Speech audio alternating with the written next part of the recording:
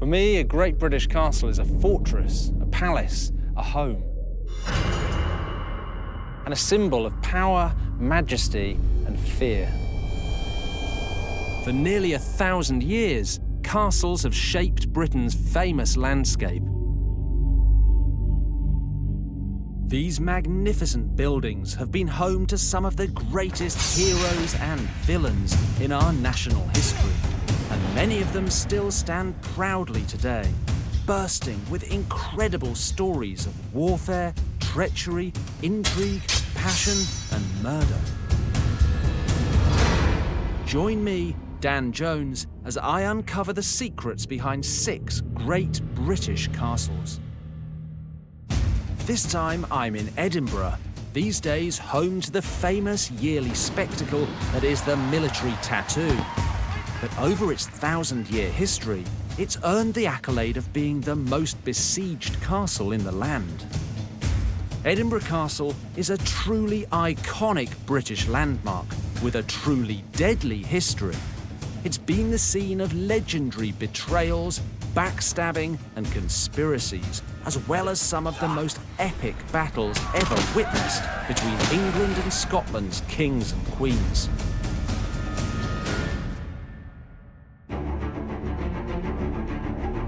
Edinburgh Castle is the most fought-over castle in Britain.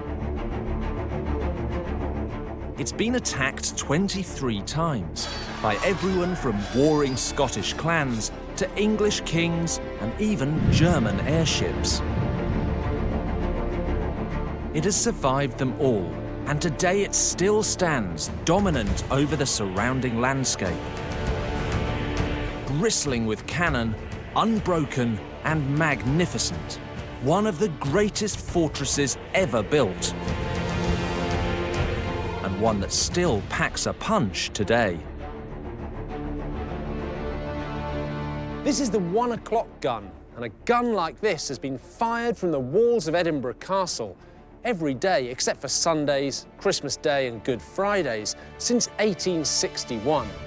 Now the boom it makes echoes over the city of Edinburgh below and out to the Firth of Forth, where it helps shipping keep time.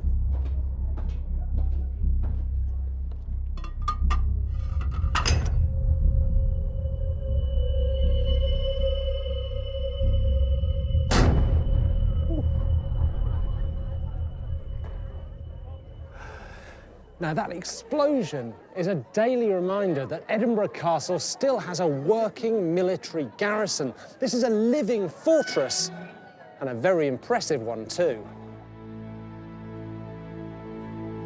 Wherever you walk, for miles around, you see this mighty castle looming over the countryside. The very granite it stands on is a natural wonder. Edinburgh Castle sits on top of Castle Rock, a vast outcrop of volcanic rock that first erupted from the Earth 350 million years ago. Now, the volcano that produced it, well, that's long extinct, but the rock remains the focal point of the city. It's also the perfect defensive spot to put a military settlement, declaring to everyone for miles around, "We are here to dominate you."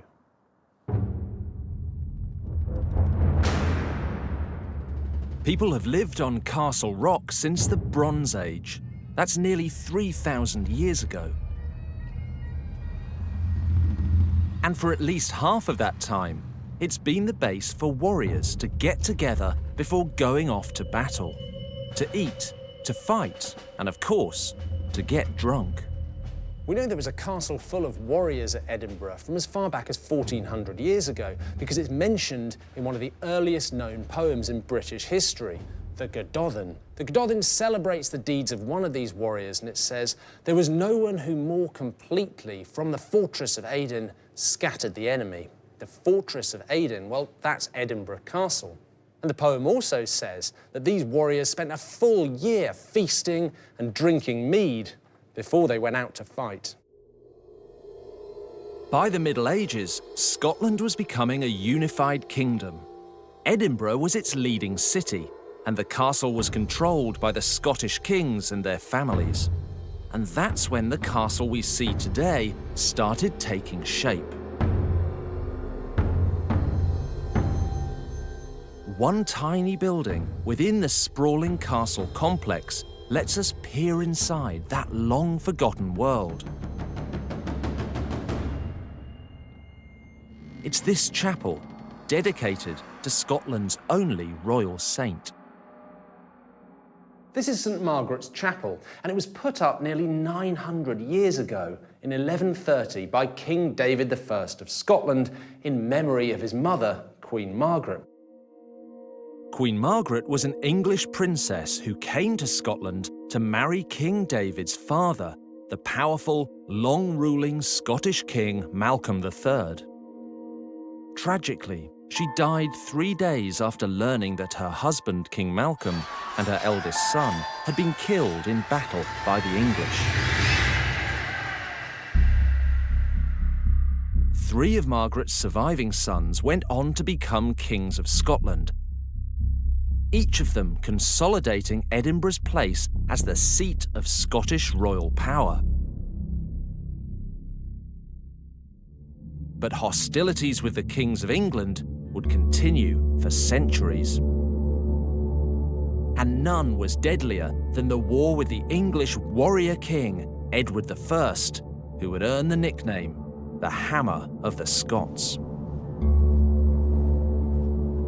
In March 1296, Edward's army invaded Scotland and marched on Edinburgh.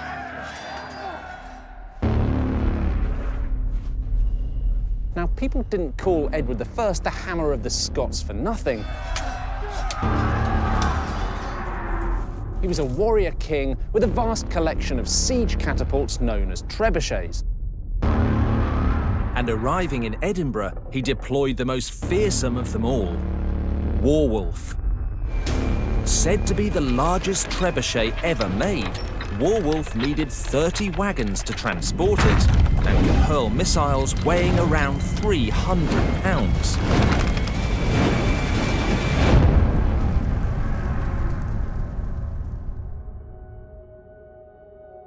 After a 3-day battering, the Scottish defenders of Edinburgh Castle quite sensibly gave up, and the English moved in. They installed their own garrison, and humiliatingly for the Scots, they stayed here for the next 18 years. It would take nearly 2 decades for the Scots to dislodge the English from Edinburgh Castle. Edward I's invasion marked the beginning of a conflict known as the Wars of Scottish Independence, which would rage between the two sides for over half a century. When they weren't fighting the English, competing claimants to the Scottish throne plotted against each other. Give him fire! This grinding period of unrest meant Edinburgh Castle would be the scene of a litany of murders, massacres, and jaw-dropping treachery as conflicting sides fought over this mighty fortress. In the Middle Ages, England's warmonger king Edward I invaded Scotland. He used the latest military machinery to smash Edinburgh Castle into submission, and he took the castle for himself. The English then held it for nearly 20 years. This fortress, built to house and protect Scottish royalty, had become a humiliating sign of English triumph. The Scots didn't have the firepower to retake Edinburgh Castle by force, but what they did have was stealth, cunning, and a little bit of top-secret information.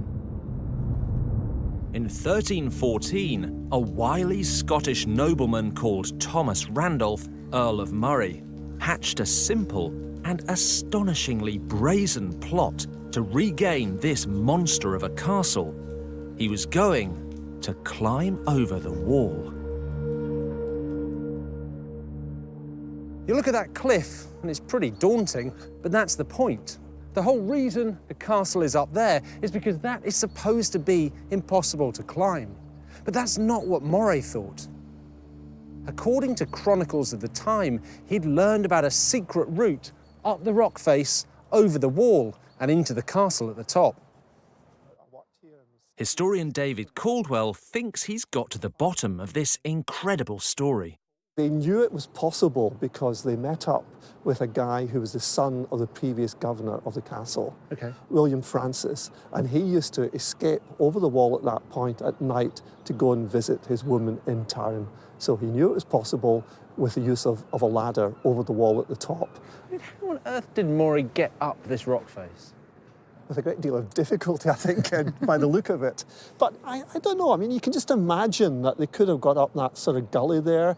And you can see there's a sort of platform and quite a substantial ledge. Yeah. Now, I think that's where 30 men could have had a rest, as we know from the accounts of the escapade. Just a rope ladder to get over? Just a rope ladder, yeah. And there's just 30 of them, and the garrison of the castle was probably about 200. So even just getting into the castle was still a major risk that they could actually overpower the garrison and take it.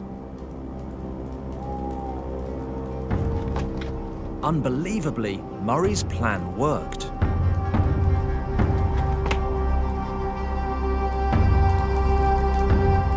He and his men climbed the sheer rock, jumped the walls, and slaughtered the English soldiers inside. In the blink of an eye, Edinburgh Castle was back in Scottish hands. And Murray was a hero. But there was plenty more trouble still to come. Less than 100 years after Murray's climb, a new Scottish royal family was on the throne. They were called the Stuarts. The Stuarts would become one of the most famous dynasties in British history, but not always for the right reasons. And Edinburgh Castle saw them at their very worst.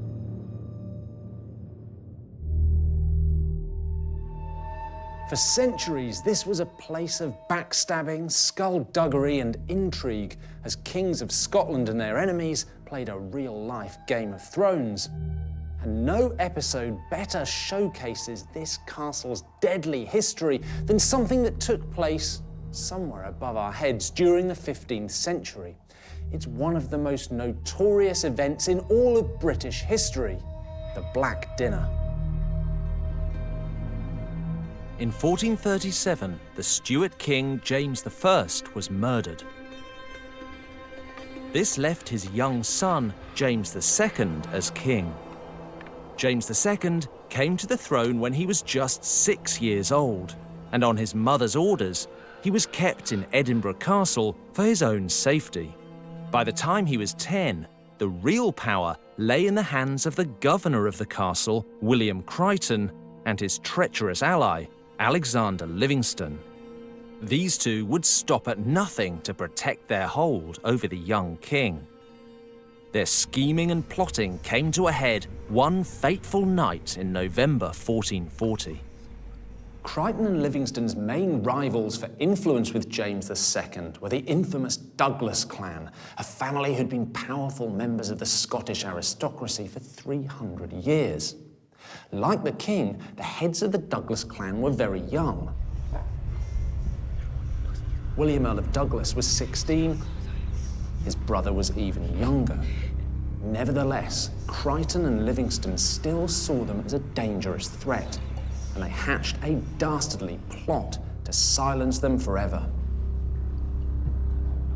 In November 1440, the Douglas boys were invited to Edinburgh Castle for dinner. It would be the last meal they ever ate. While the young men were enjoying their dinner, a servant brought out a very unusual dish. The severed head of a black bull. It was a signal. The Douglas boys were dragged from their seats. Outside, they were subjected to a sham trial.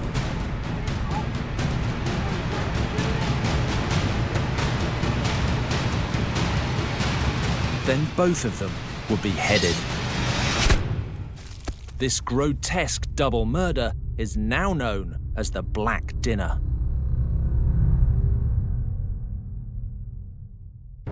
You might have thought the horrific events of the Black Dinner would have put James II off bloodshed forever, but instead he grew up to be a king who relished war. He particularly loved one lethal weapon that took Europe by storm during his lifetime: the cannon. Thanks to James, Edinburgh Castle is full of cannons, and one in particular really stands out. This massive cannon is called Mons Meg, and she came to Edinburgh Castle in the middle of the 15th century as a gift to King James II from his wife's uncle, the Duke of Burgundy. Now, Mons Meg was actually a wedding present, and if she's not very romantic, she certainly was deadly. This monster could fire a stone nearly 2 miles, and not any old cannonball. The balls that came out of here would have weighed 150 kilograms, that's nearly twice my body weight, and had a diameter of around 500 millimeters, which isn't too far from a modern Tomahawk missile.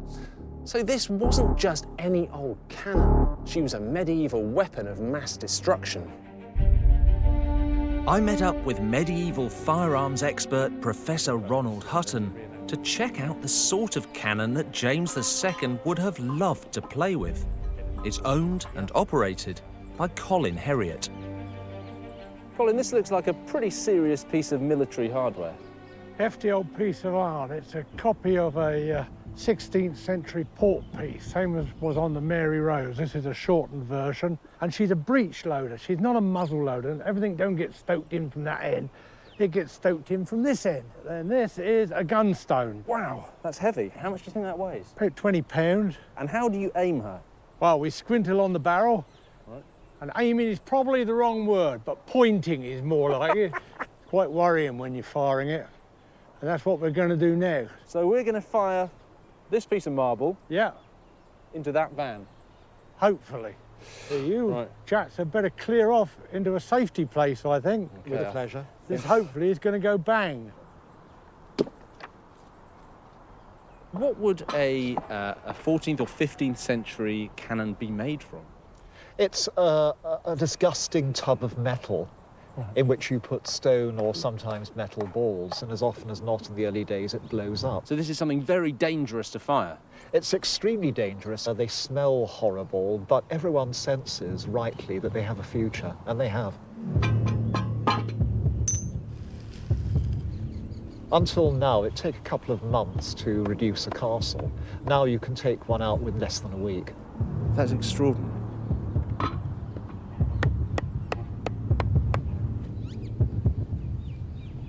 Preparing to give fire. Give him fire.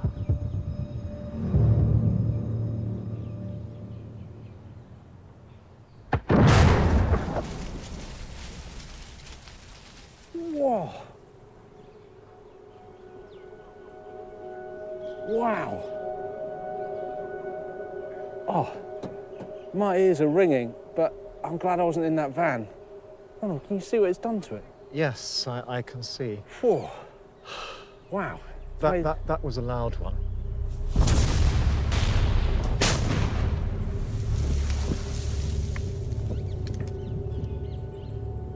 It's ripped the metal clean off the top. That is horrific. I mean, you need only a little imagination to imagine what that does to personnel. It changes the world.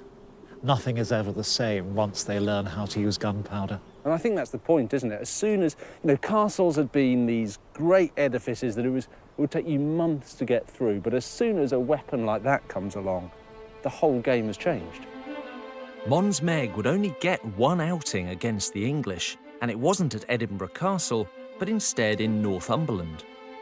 Although she made a big bang, her great weight made her impractical to carry around. But James II continued to line the walls of his castles with the very latest in gun technology, and cannons were to be his undoing. James II's love of guns quite literally backfired on him. In 1460, he was besieging Roxburgh Castle and trying to fire a new type of cannon from Flanders called the Lion, but it exploded and it blew the king to pieces. He was just 29 years old. But his successors were just as keen on collecting artillery as James was, and under the Stuart kings, Edinburgh Castle became one of the most heavily armed fortresses in Britain. Which was just as well. because Edinburgh Castle had plenty of enemies who would stop at nothing to try and breach its mighty walls. And one of the bloodiest assaults of all came from Britain's most infamous king, Henry VIII.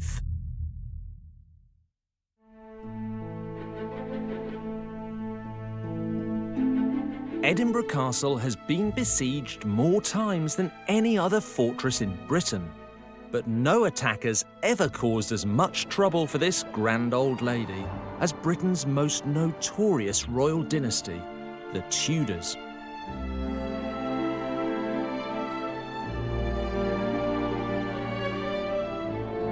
The Tudors' poisonous relationship with the Stuart kings of Scotland led to wars, invasions, attempted kidnappings, and even a plot to kill a queen.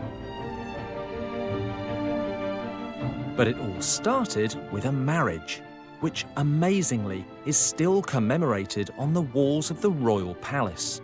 This incredible and lavish suite of rooms built in the heart of Edinburgh Castle.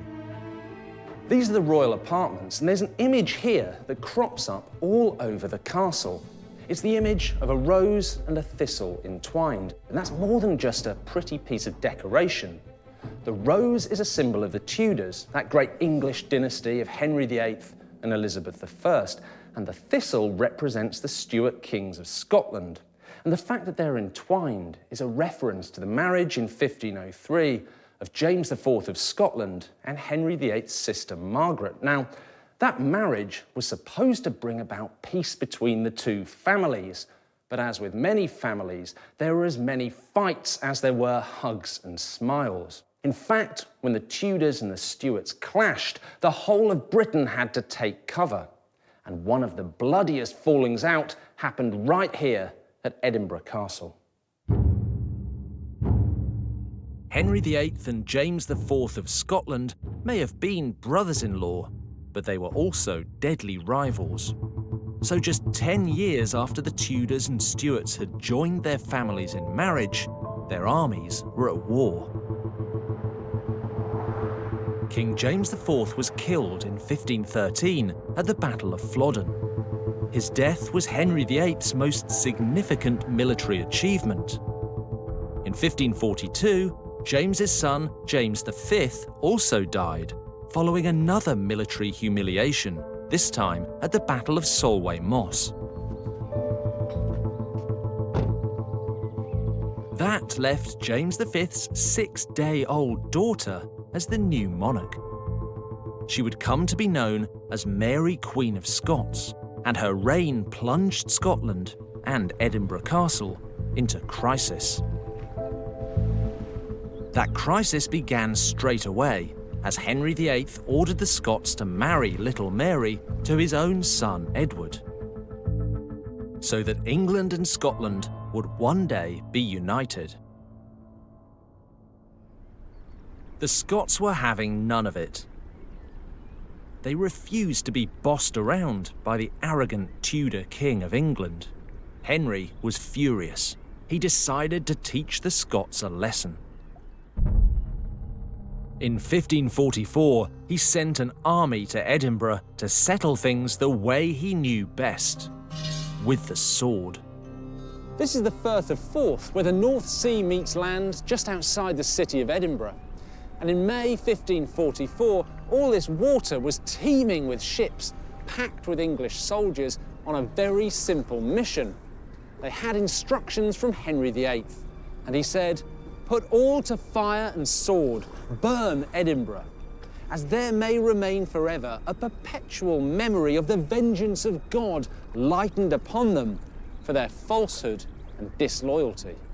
Henry VIII wanted control of Mary, Queen of Scots, and if he couldn't have her, then Edinburgh and her castle would be the first to suffer.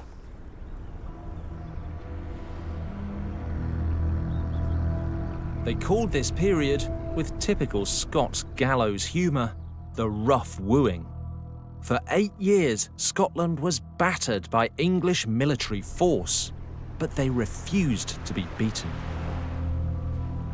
The accounts of the invasion are pretty chilling. 12,000 men piled off the English ships in just 4 hours.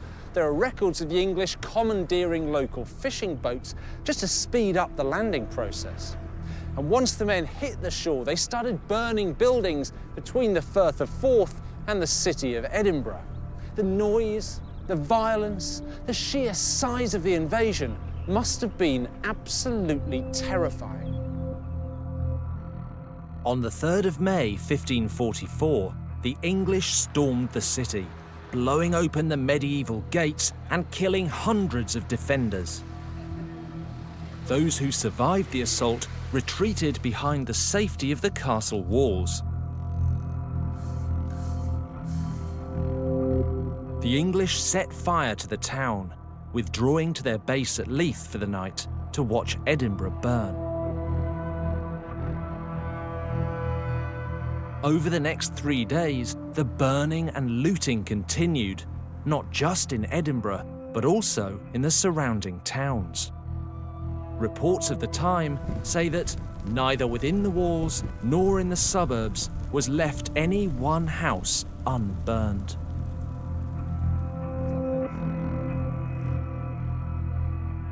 So you had boats coming from the Forth and you had troops coming across the border from England. Yep. This is an incredible time in the city. What the English had been ordered by King Henry VIII to do was to burn Edinburgh, take the castle, do a lot of destruction, get lots of loots in order to encourage them to have Mary Queen of Scots marry his son. How much damage did they do to Edinburgh? Some of the main gun positions fired right down the high street of Edinburgh, and at various times that's exactly what the holders of the castle did and what they evidently did in 1544. They fired the guns right down the high street to hit the English. So actually you could come into Edinburgh and do as much damage in the surrounding area as you want, but taking the castle is a totally different matter. And they failed in their one key objective, which was to capture Mary Queen of Scots. Exactly.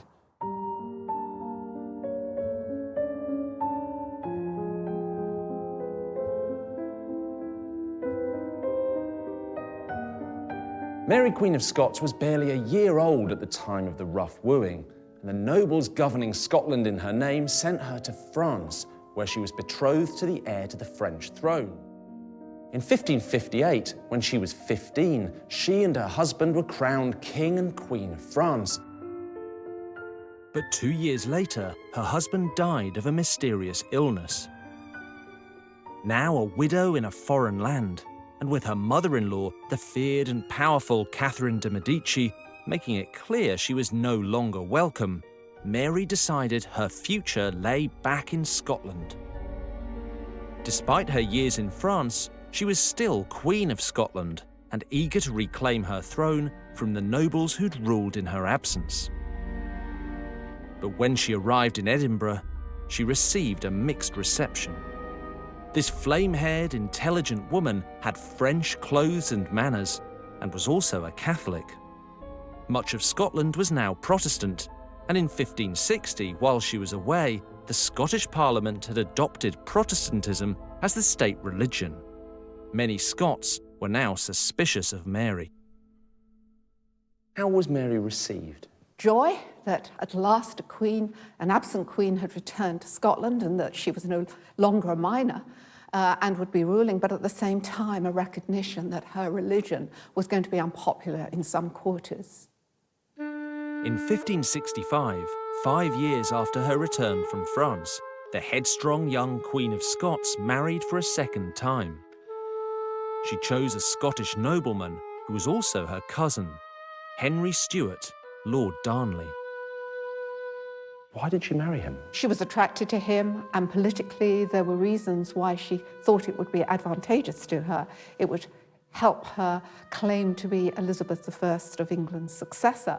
Henry Darnley was born in England, so there was a political advantage. But Darnley was bad news. Described as spoilt, vain and vindictive, he had no interest in helping Mary run the country. Instead, he spent his time drinking and chasing women. His disrespectful behaviour quickly made him unpopular with the Scots and dragged down Mary's reputation too. Despite their troubled marriage, by 1566, Mary was pregnant with her first child. But there were rumours the child was not Darnley's. What Darnley did next doomed their marriage. It resulted in Darnley conspiring against her and conspiring ultimately to possibly seize the Queen, but certainly murder one of her favourites, whose name was David Riccio, because she was, I think, fairly fearful for her life and possibly concerned that if she died in childbirth, her son would become a prisoner of Darnley and Darnley would seize the throne, that she decided to give birth in this very well-fortified castle of Edinburgh. In this period, women, about 20% between the ages of 20 and 35, died from childbirth.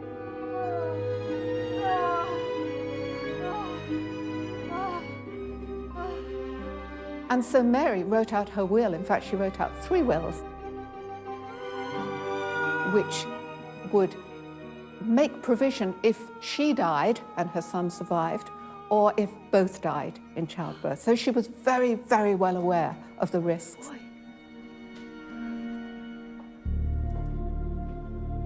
Mary gave birth to a son whom she named James, and she survived the birth. But the turmoil that marked her ill-fated reign was about to get worse. Within months of the birth of Mary's child, Darnley himself would be murdered. His naked body was found not far from Edinburgh Castle, strangled in the garden of a house that had been blown up with gunpowder. Mary was suspected of having a hand in his death. She became increasingly unpopular, and the country descended into civil war. A group of rebellious Scottish lords forced her to abdicate in favour of her 1-year-old son, James, and she fled to England in 1568, hoping for support from her English cousin, Queen Elizabeth I. But she was out of luck. A suspicious Elizabeth had her arrested, and the crisis in Edinburgh escalated. The Scottish lords were now deeply divided. One side supported Mary's Catholic claim to the throne, while the rebels backed her young son James VI, who'd been placed on the throne in her absence and had spent his childhood up the road in Stirling Castle. The standoff between the two sides would take 2 long years to resolve, and it would nearly destroy Edinburgh Castle, whose defenders were still loyal to the Queen's cause. In May 1571, Elizabeth's English troops marched on Edinburgh and joined forces with the supporters of James VI. Using the latest guns and mortars, they literally blasted the castle into submission. After a month-long bombardment, the walls were breached.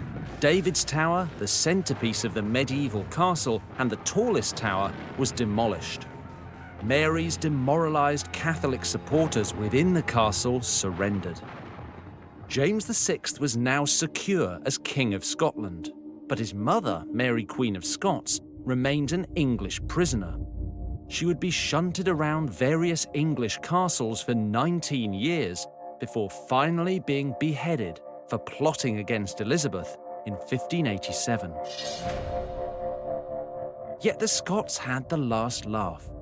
When Elizabeth I died without any children, her Scottish cousin, James VI, was named her heir and crowned James I of England in 1603. The thistle and the rose were finally reunited. But for Edinburgh Castle, there was plenty more drama still to come.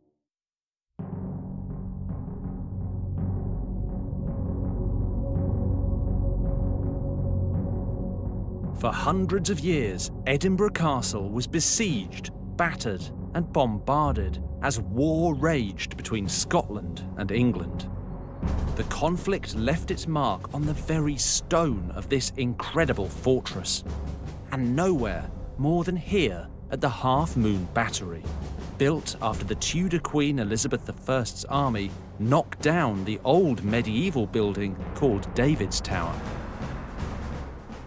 After David's Tower was demolished during Elizabeth's siege of 1571, the rebuilding programme included one of the most distinctive features of Edinburgh Castle today. The half-moon battery wraps right around the southern face of the castle, and it's designed to give the men firing these cannon the maximum range of fire over the area below. It's not the prettiest area of the castle, but I think it's utterly magnificent. You can't look at all this without understanding why they call Edinburgh Castle the most besieged castle in Britain. It looks as though it's still ready to go.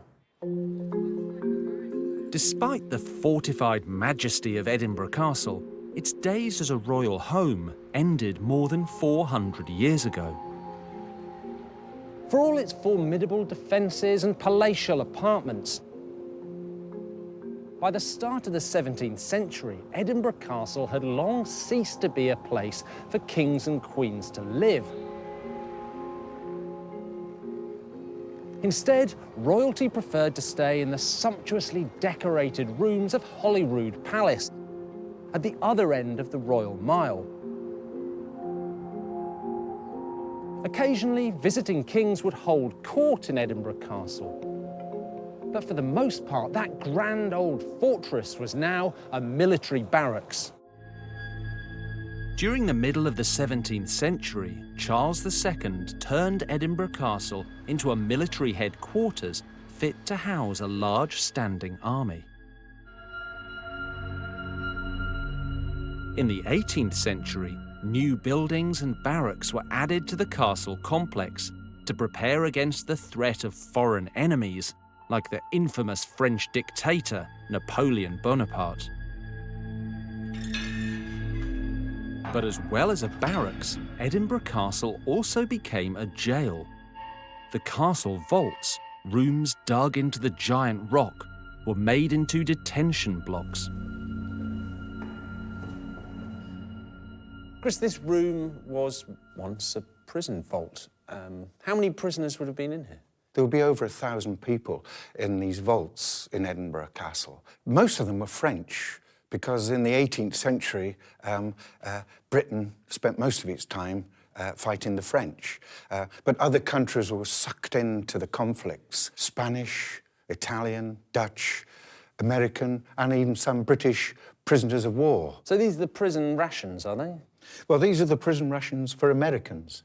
They got half rations, because the Americans weren't really a nation then. They were still considered British, so they were traitors. Well, they don't look too bad. I mean, what do you get? A quart and a half of beer every day, pound of bread every day, 3/4 of a pound of beef every day, well, apart from Fridays when we yes, have cheese. they would have their fish or their cheese they got on Friday. Yeah. And this was the basic diet, but could you supplement this if you were a prisoner? Oh, yes. They were able to make things and sell them to people from the town of Edinburgh who come up to the castle. They could buy their fags then, their tobacco for their pipe. The more you tell me about prison in the Edinburgh Castle in the 18th century, the more it doesn't sound like too bad a deal. You got your beer, you got your fags, you got a bit of writing paper. I don't think I'd need anything Unless more you're in an life. American. Unless you're an American, And yeah, you were well. denied all that.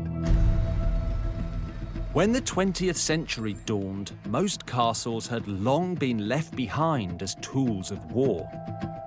But when the First World War broke out in 1914, Edinburgh Castle still managed to find itself in the firing line. This time, the threat came from above. During this war, Britain was bombed from the air for the first time, and in the sky above Edinburgh, there appeared monstrous new air balloons laden with explosives. They were called Zeppelins. The Zeppelin was named after its inventor, Count Ferdinand von Zeppelin. Before the war, they were used for passenger flights, but from 1915, the Germans adapted them for bombing raids to Britain, and from 1916, they were targeting Edinburgh. And you can imagine how terrifying that must have been. For the first time, civilians were facing the threat of bombing raids from above. The war could literally break into their homes at any moment. On the evening of Sunday the 2nd of April 1916, 2 German Zeppelins reached the Firth of Forth and carried out the first ever air raid on Scotland. reports of bombs exploding came shortly before midnight. In less than an hour, 24 bombs landed on the city of Edinburgh. 13 people were killed, 24 were injured, and buildings across the city were destroyed. The bombs rained around the castle. One bounced from the road up to the main gate. Another landed here in the grass market, shattering windows and damaging homes. But that was as close as they got. That old castle was built to withstand a battering from medieval trebuchets, but it stood up pretty well to 20th century aerial bombardment too.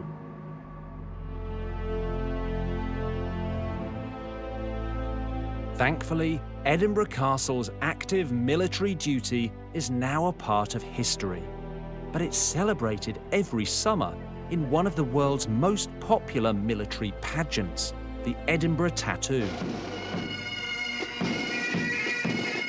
The Edinburgh Military Tattoo, a sight to stir the Scottish heart and a feast of sound to go with it. The tattoo's roots are in the 16th century, when drummers would be sent out from the garrison at the last post each night to inform the local innkeepers that it was time to turn off the beer taps and send the soldiers back to barracks. Today, over 1.5 million tourists a year flock to Edinburgh Castle. While they're in the castle, they can also look at the Scottish crown jewels and the Stone of Scone, an ancient rock on which the monarchs of England and Scotland still sit for their coronations. They call Edinburgh Castle the most besieged place in Britain, and it's hard to disagree when you think of the number of times it's been assaulted. By everyone from medieval soldiers with rope ladders to German airships dropping bombs. But I think its greatest claim to fame isn't the number of times it's been attacked, but the fact that it's always survived. And it's still here today, looming from its rocky perch, towering over the city around it, booming its gun from the walls every day to remind the world that it is, as it always has been, unbreakable.